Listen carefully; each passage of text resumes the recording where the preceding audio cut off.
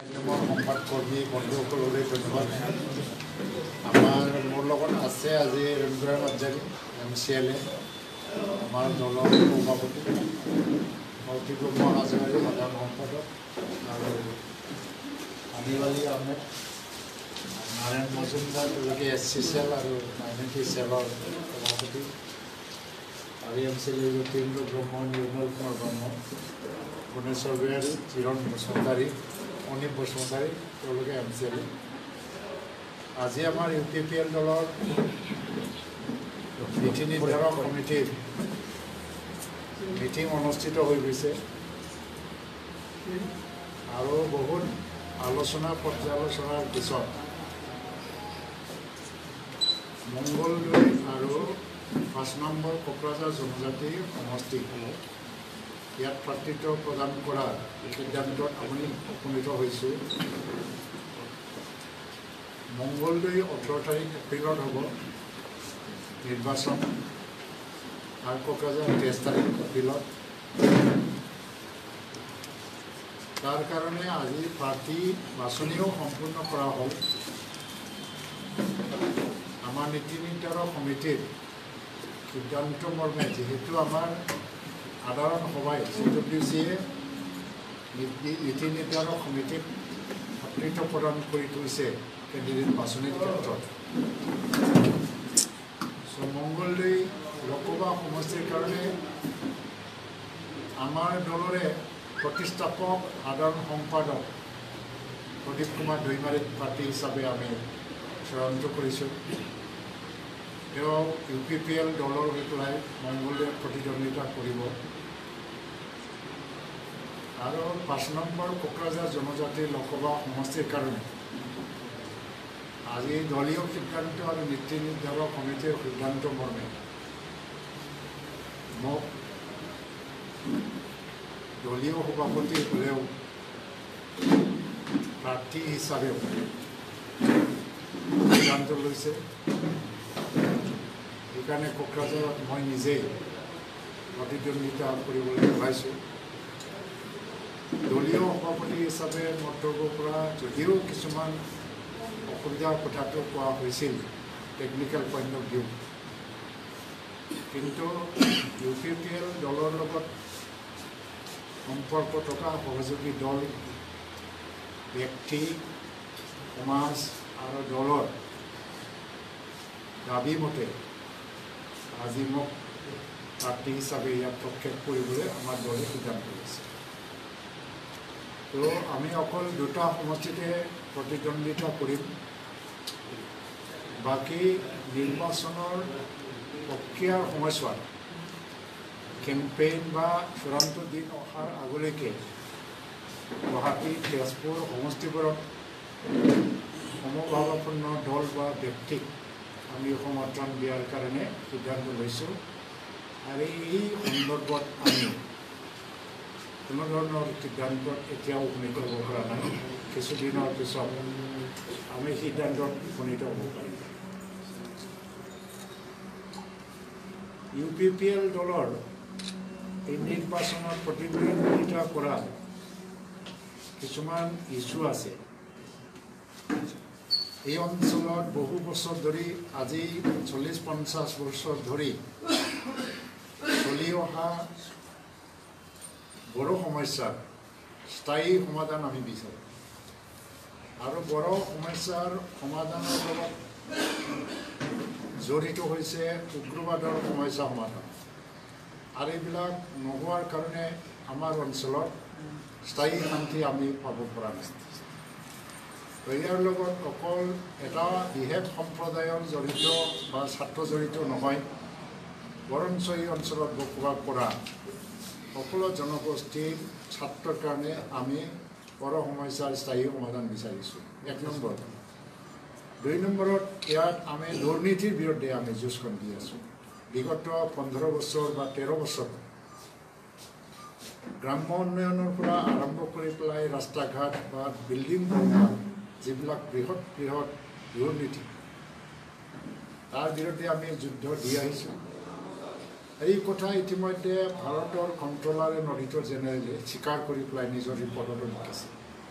কিন্তু আজিলৈকে ভাৰত চৰকাৰ অসম চৰকাৰ ইয়াৰ ওপৰত কোনো তদন্ত কৰা নাই আমি তদন্ত কৰি যাম বা তদন্তৰ দাবী আমি উত্থাপন কৰি যাম উন্নয়নৰ ক্ষেত্ৰত ৰাষ্ট্ৰীয় আঁচনিৰ দ্বাৰা কিছুমান কাম হোৱা আমি দেখিবলৈ পাইছোঁ যেনেকৈ এয়াৰপোৰ্ট নেশ্যনেল হাইৱে আৰু ষ্টেট হাইৱে কিন্তু আজিও নেশ্যনেল হাইৱেৰ উত্তৰ অঞ্চলত বিশেষকৈ বাক্সা ওদালগুৰিৰ কিছুমান অঞ্চল আৰু কোকৰাঝাৰ চিৰাঙতো কেইটামান এৰিয়া আছে আজিলৈকে যিবোৰ গাঁৱে মটৰেবল ৰাস্তা নাই হস্পিটেল বনোৱা হ'ল ডক্টৰ নাই নাৰ্ছ নাই ঔষধ নাই যাৰ বাবে 20-30 কিলোমিটাৰ দূৰত আহি চিকিৎসা কৰিব লাগে বৰঞ্চ ইমান শোচনীয় শিক্ষাখণ্ড হৈছে স্বাস্থ্যকেন্দ্ৰ যাৰ বাবে মানুহে গাঁৱৰ সাধাৰণ ৰাইজে কোচবিহাৰ আৰু শিলিগুৰিলৈ ঢাপলি মেলিব লগা হয় উচ্চ শিক্ষাৰ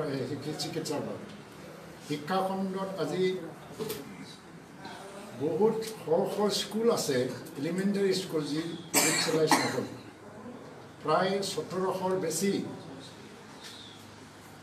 শিক্ষকসকলৰ চাকৰি নিয়মীয়াকৰণ নোহোৱাৰ কাৰণে বেতন পোৱা নাই বহুত শিক্ষকে আজি বেতন নোপোৱাকৈ ৰিটায়াৰ হ'ব লগা হয় সমগ্ৰ অসমৰ তুলনাত শিক্ষাৰ মানদণ্ড BTC অঞ্চলত আজিও ইমান নিম্নগামী কিয় আৰু কিয় এই অঞ্চলৰ পৰা গুণগত শিক্ষাৰ কাৰণে বহিৰাজ্যলৈ কিয় ঢাপলি মেলিব লগা হয় তাৰ কাৰণে আমি যুঁজি আহিছোঁ লগতে উগ্ৰবাদৰ সমস্যা আৰু বিভিন্ন জাতিগোষ্ঠীৰ মাজত বিভিন্ন কাৰণত সংঘাত সংঘৰ্ষ সৃষ্টি হোৱাৰ কাৰণে যি আস্থা আৰু বিশ্বাসৰ অভাৱ অৱনতি ঘটিছে এই আশা আৰু বিশ্বাসত ঘূৰাই আনিবৰ কাৰণে আমি কাম কৰোঁ এই প্ৰতিশ্ৰুতি লৈ পেলাই আমি আগবাঢ়িছোঁ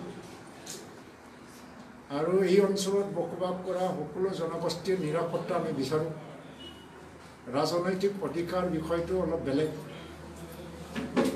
আমি MP ইলেকশ্যন খেলিবলৈ গৈ আছোঁ অকল কোকৰাঝাৰ আৰু মংগলদৈত চৰকাৰ গঠন কৰিবলৈ যোৱা নাই আমি এই ক্ষেত্ৰত আমি প্ৰতিশ্ৰুতি প্ৰদান কৰা হয়তো এইটো অবাস্তৱ হৈ যাব কিন্তু আজি আমাৰ বিৰোধী দলবিলাকৰ আজি ইছ্যু নাই নৱসৰণীয়া নিৰ্বাচন খেলিছিলে 2014 চনত BTC ভংগ কৰাৰ প্ৰতিশ্ৰুতিৰে গাঁও গঠন কৰাৰ প্ৰতিশ্ৰুতিৰে কিন্তু তেওঁ আজি এইটোতো অসম্ভৱ কৰিবই নোৱাৰে সাংবিধানিকভাৱে কিন্তু এই বিষয়ক লৈ তেওঁ উত্থাপনো কৰা নাই আজি কিন্তু তেওঁ আকৌ নিৰ্বাচনত অৱতীৰ্ণ হ'ব খুজিছে এই পুৰণি ডাইলগক লৈ কাৰণ তেওঁৰ হাতত আজি ইছ্যু নাই ডাঙৰ ইছ্যু নাই যিটোৰ কাৰণে ৰাইজে ভোট দিব লাগে তেওঁ BPFও ইছ্যু নাই তেওঁলোকে ডাবল ষ্টেণ্ডাৰ্ড খেল খেলি আছে প্ৰতিটো ইছ্যুৰ ক্ষেত্ৰত CAB আহিছিলে তেতিয়া মহিলাৰী ডাঙৰীয়াই কৈছিল যে CAB হ'লেও ভাল নহ'লেও ভাল আমাৰ কোনো ক'ব লগা নাই NRC যেতিয়া হৈছিল তেতিয়াও তেওঁ কৈছিলে যে NRC লগত আমাৰ কোনো কথা নাই ক'লেও ভাল নহ'লেও ভাল আৰু 6টা জনগোষ্ঠী জনজাতিকৰণৰ ক্ষেত্ৰত তেওঁ কেতিয়াবা হ'ব লাগে বুলি কয় কেতিয়াবা হ'ব নালাগে বুলি আৰু বড়োলেণ্ড ইছ্যুৰ ক্ষেত্ৰত তেওঁৰ কোনো কমিটমেণ্ট নাই দুৰ্নীতিৰ বিৰুদ্ধে তেওঁ কমিটমেণ্ট দিব নোৱাৰে কাৰণ দুৰ্নীতি কৰা দল চৰকাৰ তেওঁলোকে আৰু উন্নয়নৰ ক্ষেত্ৰত তেওঁৰ যিবিলাক প্ৰতিশ্ৰুতি প্ৰতিজ্ঞা বা যিবিলাক ঢোলডাক বজাই আছে সেইটো ফুটুকাৰ পেন সম্ভৱত এনে আচলতে একো হোৱা নাই ইয়াত জনগণৰ অৰ্থনৈতিক অৱস্থা যথেষ্ট নিম্নগামী হৈছে এইকাৰণে এই গোটেইবোৰ ইছ্যুক লৈ পেলাই আমি আগবাঢ়িছোঁ BJP BPF AGP যিটো মিত্ৰজোঁটৰ কেণ্ডিডেট হ'ব তেওঁ প্ৰমীলা ৰাণী ব্ৰহ্ম তেওঁক আমি সন্মান জনাওঁ মহিলা হিচাপে কাৰণ তেওঁ সংগ্ৰামী এজন নেত্ৰী আছিল কিন্তু এই নিৰ্বাচন ব্যক্তি এগেইনষ্টত নহয় দলীয় নীতিৰ এগেইনষ্টত BPFৰ দলীয় নীতিয়ে তাক মানে জয়ী কৰাব নোৱাৰে আৰু বিভিন্ন দলবিলাকে ইয়াত কেণ্ডিডেট দিবলৈ ওলাইছে আমি আদৰণি জনাইছোঁ প্ৰকৃত গণতন্ত্ৰ ইয়াত ৰক্ষা হওক আৰু চব ৰাজনৈতিক দলবিলাকে ইয়াত নিৰ্বাচনত প্ৰতিদ্বন্দ্বিতা হৈ আমি বিচাৰোঁ আপুনি যেহেতু কোকৰাঝাৰৰ পৰা প্ৰতিদ্বন্দ্বিতা কৰিব আপোনাৰ মুখামুখি হ'ব পৰা তেনেকুৱা কোনো প্ৰতিদ্বন্দ্বী আছে নেকি প্ৰতিদ্বন্দ্বী বহুত, কিন্তু আমি নাই বুলি ক'ব নোৱাৰোঁ। নৱশৰণীয়া চিটিং তাৰ কাৰণে একেবাৰে ফেক্টৰ নহয় বুলি ক'লেতো মানুহে বিশ্বাস নকৰিব। BPF শাসক দল তেওঁলোকেও এটা ডাঙৰ শক্তি হয়। মোৰ UPPLৰ পিছত যদি কাৰোবাক মই দ্বিতীয় স্থান দিব লাগে, তেতিয়া মই আজিৰ দিনত নৱশৰণীয়া আৰু BPF দুয়োটাকে দিম, কাৰণ সমান সমান পৰ্যায়ত আছে তেওঁলোকে। আৰু কংগ্ৰেছ 3 নম্বৰ, হয়তো 4টা দলৰ নাম লৈছোঁ, তথাপিও স্থান 3টা।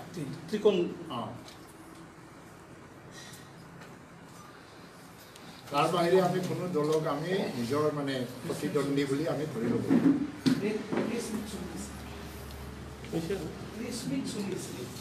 দাদা নামনি অসমৰ ফালে যিটো কংগ্ৰেছে দি আছে, সেইটো কিবা বুজা পৰাত কিবা খবৰ আহিব পাৰে নেকি কংগ্ৰেছৰ লগত? যদি বৰ্তমানলৈকে কংগ্ৰেছৰ লগত আমাৰ বুজা পোৱা হোৱাৰ কোনো প্ৰক্ৰিয়া আৰম্ভ হোৱা নাই। আৰু বুজা পোৱা হোৱা মানে আমি চিট শ্বেয়াৰিং বা এলায়েন্সৰ কথা কাৰো লগত আলোচনাই কৰা নাই। কংগ্ৰেছ খেলিবলৈ আহিছে, ভাল কথা, আমি আদৰণি জনাইছোঁ। কিন্তু তেওঁলোকে প্ৰতিপক্ষ হিচাপে মূল মানে প্ৰতিদ্বন্দ্বী হিচাপে কাক লয় তেওঁলোকৰ কথা। কিন্তু আমাৰ কাৰণে BPF আৰু নৱশৰণীয়া দুয়োটাও মানে একেটা স্থানত আছে, দ্বিতীয় স্থান, আৰু কংগ্ৰেছ তৃতীয় স্থান। কিবা আছে?